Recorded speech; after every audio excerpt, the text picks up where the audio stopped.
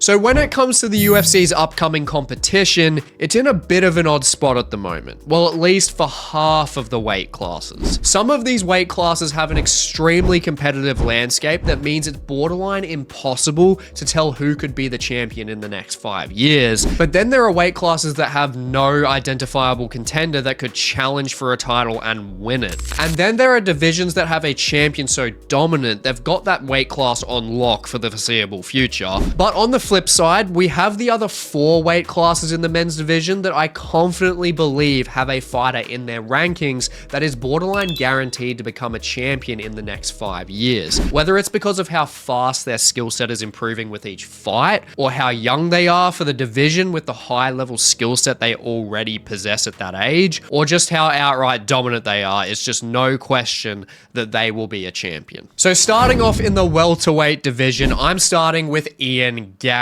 on this list, and he is my least confident of the 4 divisions because welterweight is just so incredibly stacked, but there are a few reasons why I can see him becoming the champion. Firstly, and most importantly, which will be a reoccurring theme in this video, is his age. Ian Garry is only 27 years old, and you can see him here in comparison to the rest of the division. He has still got 6 to 7 years within his prime age range, whereas everyone aside from Gabriel Bonfim, Michael Morales, JDM and himself will be out of their prime age range and will be on the decline. Now, it is welterweight, which does have some leeway when it comes to age, because Bilal Muhammad and Tyron Woodley were older champions, and Shavkat would just be 35 years old, but with his consistent health concerns at the moment, I'm not completely confident about him maintaining a championship status or becoming a champion. But while we're speaking on Shavkat, Ian Garry gave him his toughest test by far and has been Ian Garry's only loss up to this point. And Ian Garry has 5-round experience and he adapts to his opposition's style extremely well. He utilized long combinations and timing against Prates and Jeff Neal to shut off their KO power, and he nullified MVP's striking by controlling him effectively as well. And for 27 years old, the confidence and adaptability to his opposition that he displays is just a big credit to Ian Garry's fight IQ and his experience through working with high-level coaches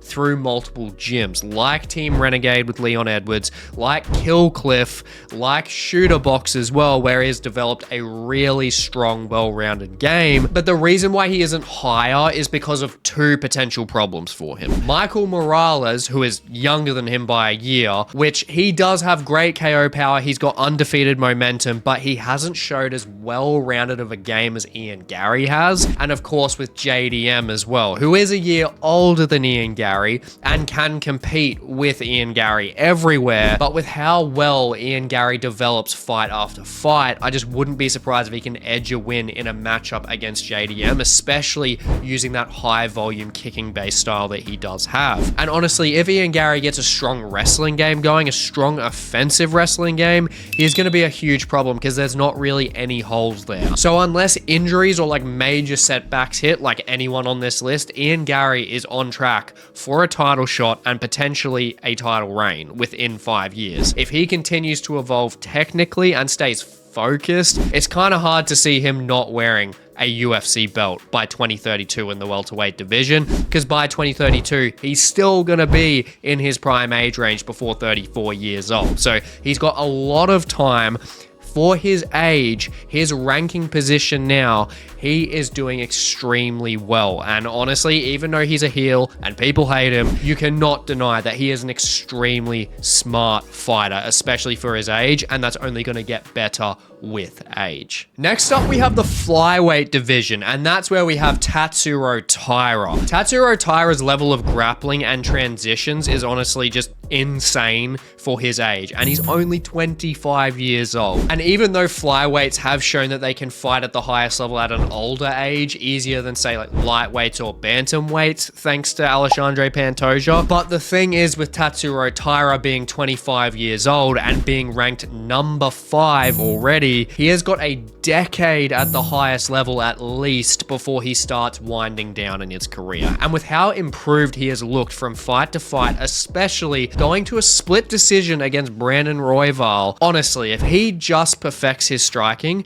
he does not have any identifiable holes. goals. Now, looking at the ages of everyone currently in the division at the moment, in the next 5 years, you can see that both Tatsuro Taira and Joshua Van are the youngest by 5 years at least. So with their skill set at the moment, we can only see that they pose a threat to each other. Now, Joshua Van is more complete on the feet and Tatsuro Taira is more complete on the ground, but the striking game is easier to perfect over time than the wrestling game that Tatsuro Taira already has. So I strongly believe a fight between those two, Tatsuro Taira has the better chance of winning that matchup, and therefore, who are the contenders that are going to take away that title from him in 5 odd years time, or give it 10 years? We don't have a fighter that's going to be able to do that at the moment. So from the landscape we have, he is guaranteed to be a flyweight champion. I'm happy, thank you! Now, next up, we have the bantamweight division, and let's be honest here, Umar Nurmagomedov at some point is going to be getting a title. And even though he lost to Merab in a title fight, he's still the most offensively well-rounded fighter in the division. And he is 5 years younger than Merab, and he made that fight competitive, like the only one in recent times to do so. And he still has half a decade at the top of the game, and with his skill set, if it's not Merab at the top, it's going to be Umar Nurmagomedov at the top. When we look at the next 5 years and everyone's ages in the division here, only Song Yadong, Vinicius Oliveira, and himself will be in their prime age range in the division in those next 5 years. Umar is without a doubt the most complete fighter of the three of them, and he's already beaten guys like Corey Sandhagen as well. And the only way I see Umar really facing any danger in not becoming the champion at the moment is with Vinicius Oliveira just cleaning him up on the feet with the power that he has. But even honestly, that's a stretch, especially when we look at the contrast of their wrestling, especially with Umar's Sambo style eclipsing both Vinicius Oliveira and of course Song Yadong's ground game especially. So it'll just be a matter of time before Umar Nurmagomedov becomes champion. He's got a great team. He has got that time on his side. He will beat Sean O'Malley if he fights him. The ground game's too much of a contrast. And aside from that, everyone is just much more aged than him. So it's just a matter of time. Unless we get some phenom that comes through and takes him out, I see him getting bantamweight gold. Now, before we get into the last weight class where I believe we do have a fighter that will be a guaranteed champion, let's discuss the 4 divisions that were not included. Firstly is lightweight, because pretty simply, Ilia Topuria has that division on lock. He is 28 years old at the moment. He's got 5 to 6 years left in his prime. He is looking disgusting at lightweight. I just don't see anyone beating him. I think he is just the most complete fighter there. Let me know in the comments if you think there's anyone else that can take that spot in lightweight, but yeah, lightweight on lock from Ilia Topuria. Now onto a more tricky division, which is middleweight. Now middleweight isn't necessarily on lock like lightweight is with Ilia Topuria with Khamzat Chimaev. I think Khamzat Chimaev just poses more questions than answers when we're looking at the next 5 years, because firstly, when it comes to the competitiveness of the division, it's almost completely congested with like 31-year-old fighters, and it's a pretty aging division. And I can't really say for sure if someone's honestly going to be able to beat Khamzat Chimaev while he's still there, but is Khamzat Chimaev going to stay in the division? That's where it's more so tricky. Now, if Khamzat Chimaev stays, I think in the next 4 to 5 years, he honestly could be the champion. He is just that dominant. The only fighter that I could see that could potentially take over him is Anthony Fluffy Hernandez, who is also 31 years old. But aside from that, the top half of the middleweight division pretty much sucks, and all the fighters within those rankings now, like KO Baralho, Nasadina Marvov, RDR, those kind of fighters, I mean, they're good, but I don't see them beating Khamzat Chimaev. And anyone outside the rankings that I've really seen, unless you're kind of looking at like Mansour Abdul Malik or Ateba Gauthier, aside from those two, there's just not really anyone. But I think it's way too early to say that those guys could become champions within the next 5 years. So middleweight, it's just too complicated, and there's not a clear answer, especially if Khamzat Chimaev stays. Now, light heavyweight isn't as complicated, because from a prospect perspective in the next 5 years, the division just sucks. Like, there isn't really anyone that's coming up that's going to be like, oh yes, he's definitely going to be a champion. Now, it could have been Zhang Ming Yang, but he got fraud checked from Johnny No Chin Walker, so there's really no other talent coming up in the division. I mean, we literally just had Alonzo Menafield beat Umar Sy. He was like the only other one that we had coming up. Aside from that, there's really no young talent coming through light heavyweight. Correct me if I'm wrong in the comments, please, because light heavyweight, in terms of that consistency moving into the next half a decade, it's looking like there's going to be a fair bit of trouble because we've got everyone in that division that's getting a lot older now. All of those fighters up the top, in the next 5 years, they are all going to be 37 or older. So it's not really looking good for the light heavyweight division in terms of a clear talent coming up.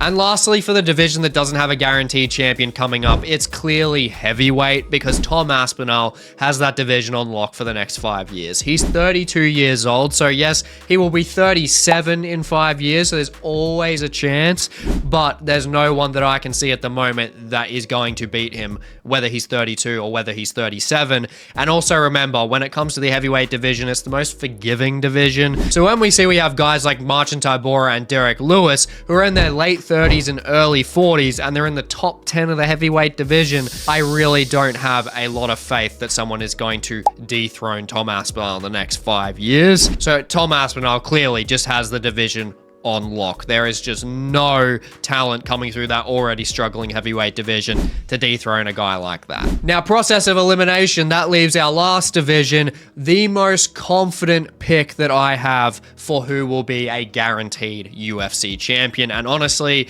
this is guaranteed by far for me. And that is in the featherweight division, of course, and that is Gene Silva. Gene Silva has looked untouchable in his UFC career. He's gone from beating Kevin Vallejos on Dana White's Contender Series, who is a fantastic up-and-coming contender, but then he's gone and fought back-to-back fights, finishing Charles Jourdain and Drew Dober within like 2 weeks in different weight classes, did not break a sweat, and he's just toyed with Melsik Baghdasaryan and, of course, Bryce Mitchell. Gene Silva just has this aura of dominance that is just spelling out that it's literally just a matter of when he gets the title, not if he gets the title. Because every time, I don't know about you guys, but every time I see him fight, I've never been more confident in someone just winning a fight. And honestly, his performances are only just one positive point, because the age factor is completely on his side. As in the next 5 to 6 years, he will still be in his prime age range as the youngest ranked featherweight at the moment,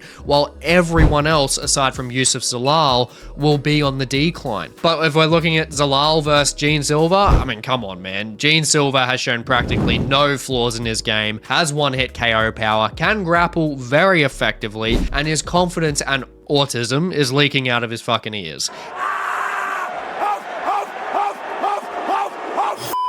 He is not only the fighting nerd's best chance of getting a belt, he is the next fresh Brazilian fighter to get a title, without a doubt. I am that confident. And he won't even need 5 years to get the title. Give him 2 years. He is just that good. He will be a guaranteed UFC champion. But obviously, that being said, when it comes to this whole list, there can be injuries, there can be a severe finish that changes the course of their entire career, there can be a young phenom we haven't even heard of yet that will come into these divisions and just bulldoze every contender and become champion, including everyone on this list, or multiple other variables that could just completely skew this hot take and make me look like an idiot. But realistically, if everything were to be streamlined for these 4 fighters without any hiccups, and they are progressing the way they have been, especially with the skill set they all possess for their ages, I'm confident that they will all become champions within the next 5 years. Now, I really hope you enjoyed this hot take video, and if you want a video that's a smidge more controversial, definitely check out my top 5 Dana White privileged fighters. These fighters have either been given cherry-picked matchups, or they have been gifted title fights, or both. Definitely check that one out, and please like, comment, subscribe, and I will catch you in the next one.